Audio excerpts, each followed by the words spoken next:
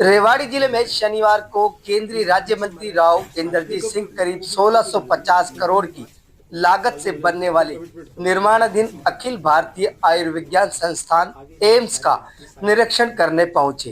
उन्होंने दावा किया कि मार्च महीने में माजरा भाल की एम्स में ओपीडी सेवाएं शुरू हो जाएंगी। साथ ही जुलाई अगस्त में पहले बैच की एमबीबीएस कक्षाएं भी शुरू होने की उम्मीद है।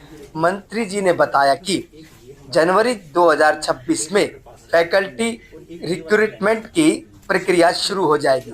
निरीक्षण के दौरान रेवाड़ी माजरा एम्स के प्रथम निदेशक डॉक्टर डी.एन. शर्मा ने भी महत्वपूर्ण जानकारी साझा की। उन्होंने कहा कि मई जून तक एम्स की सभी 40 इमारतें और हेलीपैड बनकर पूरी तरह तैयार हो जाएगी। इसके अलावा एम्स में 1700 स्टाफ की भर्ती के लिए पत्र लिखा गया, जिस पर स्वास्थ्य मंत्री ने हस्ताक्षर कर वित्त मंत्री को भेज दिया है। गौरतलब है कि प्रधानमंत्री नरेंद्र मोदी ने 16 फरवरी 2024 को रेवाड़ी के गांव माजरा में देश के 22वें एम्स का शिलान्यास किया था। यह एम्स दक्षिणी हरियाणा और आसपास के क्षेत्रों के लिए बड़ा स्वास्थ्य केंद्र बनेगा। निरीक्षण के बाद केंद्रीय राज्य मंत्री राव इंद्रजीत सिंह ने निर्माण कार्य की प्रगति पर संतोष जताया और अधिकारियों को समयबद्ध तरीके से काम पूरा करने के निर्देश दिए। क्षेत्रवासियों में इस बयान से उत्साह है, क्योंकि लंबे इंतजार के बाद एम्स से स्वास्थ्य सेवाएं जल्द शुरू होने की उम्मीदें जगी हैं। आपको बता दें कि माजरा एम्स से आसपास के क्षेत्रों में स्वास्थ्य सेवाओं के साथ साथ रोजगार के भी अवसर मिलेंगे। आज माजरा एम्स आए हैं ये देखने के लिए कि कितनी स्पीड से काम चल रहा है। लोगों की आशा है कि ओपीडी तुरंत शुरू किया जाए, लेकिन जैसे कि आपको मालूम है सरकारी कामों में थोड़ा थोड़ा बहुत विलम्ब हो जाता है। तो अब इन्होंने जो डेट निश्चित करी थी और मेरे को बताई थी आज से 3 महीना पहले 4 महीना पहले, वो थी मार्च, और अभी भी उसी डेट के ऊपर कायम है। तो मैं उम्मीद करता हूँ कि ओपीडी शुरू हो जाएगी मार्च तक, और उसके बाद जो और बाकी सुविधाएं हैं उसके अंदर जितना टाइम लगेगा सो लगेगा, लेकिन काम अच्छी तौर के ऊपर ठीक ढंग से चल रहा है। ये मैं देखने के लिए आया था और ठीक लगा। बिल्डिंग्स बन रही है, आपने निरीक्षण भी किया। क्लासेस को लेकर के कोई बात हुई सर? क्लासेस कब से लगने वाली? हाँ, नहीं, बिल्डिंग जब तैयार हो जाएंगी जभी होगी ना। ये क्लास की बिल्डिंग तो बनी रही है, तो एक तो क्लासेस तो बाद में होंगी, पहले फैकल्टी तय होगी।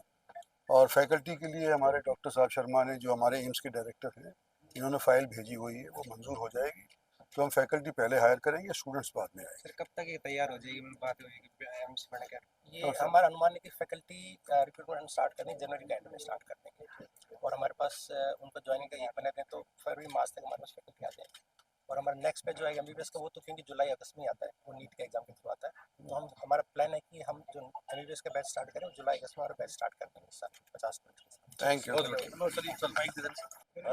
डायरेक्टर साहब, आज केंद्रीय मंत्री हैं पहुंचे, किस तरीके की तैयारी चल रही है और कब तक प्रोजेक्ट बनकर के तैयार होगा?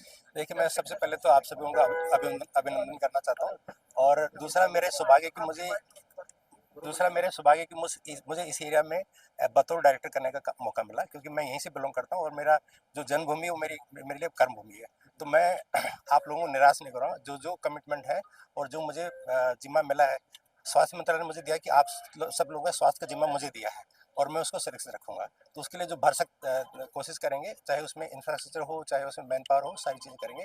हमारा प्लान अभी ये है कि बिल्डिंग हमारी 50% के आसपास तैयार है, स्ट्रक्चर सारा खड़ा हो गया, बाकी बिल्डिंग इतना टाइम नहीं लगेगा। और जैसे कि हमारे जो टीम मेंबर बता रहे हैं कि हमारे जून में सारी बिल्डिंग बिल्कुल रेडी हो जाएंगी। रीजनल क्वार्टर्स भी, हॉस्पिटल भी, इमरजेंसी भी, ओपीडी भी, नर्सिंग कॉलेज भी, और एकेडमिक ब्लॉक भी सारे तैयार हो जाएंगे। और हमारा प्लान है कि हम जुलाई अगस्त में एमबीबीएस का बैच स्टार्ट करें, ओपीडी हम मार्च अप्रैल में स्टार्ट करने का हमारा प्लान है। स्टाफ हमारे पास जनवरी हम स्टार्ट करेंगे तो मार्च अप्रैल तक हमारा सारा स्टाफ आ जाएगा फर्स्ट फेज का।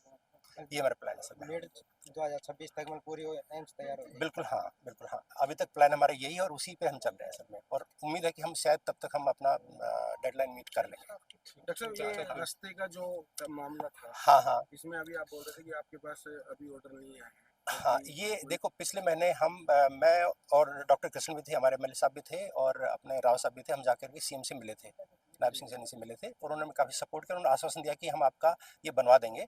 उन्होंने हमारे सामने आश्वासन दे दिया था, लेकिन हमें ये था कि अभी तक हमारे पास रिटर्न ऑर्डर कोई आया नहीं था, लेकिन अभी पता चला कि वो रिटर्न ऑर्डर भी आ गया समय है। उन्होंने 308 करोड़ का प्रोजेक्ट पास किया है, ये आरबी, क्योंकि वो बहुत ज़रूरी है कि इस हॉस्पिटल में आने के लिए रास्ता ऐसा होना चाहिए ताकि उसमें फ्री फ्लो रहे, पेशेंट्स को दिक्कत ना हो, और जो इमरजेंसी वाले हैं उनको तो एकदम से पैसे चाहिए, उनको अगर टेढ़ा मेढ़ा रास्ता मिलेगा तो शायद पहुंचने से पहले देर हो सकती है सर। तो वो कब तक तैयार हो जाए, जो कनेक्टिविटी मिल जाएगी? ये कनेक्टिविटी आरओबी का जो प्लान है, जो ऊपर से बनेगा, जो कि हाईवे के और जो रेलवे लाइन के ऊपर से बनेगा, उसमें 2.5 से 3 साल लग सकते हैं, लेकिन तब तक हमें एक और पैसे चाहिए, जिसके हम अपने डीसी साहब से बात करिए, राव साहब को अवगत करवाएं, वो तब तक हमें मिल जाएगा। अब मंत्री जी को कह रहे थे कि अंडरपास में कोई दिक्कत आ रही है, अंडरपास में वो दिक्कत ये है कि वो एक तो थोड़ा नैरो है, थोड़ा डार्क है, और अभी इतना इस हालत में नहीं है कि वहाँ से बहुत सारे व्हीकल एक साथ आ सकें, क्योंकि जब ओपीडी का काम स्टार्ट होगा तो यहाँ मरीज भी आएंगे और थोड़ी भीड़ बढ़ेगी, तो उसके लिए रोड अभी काफ़ी नहीं है।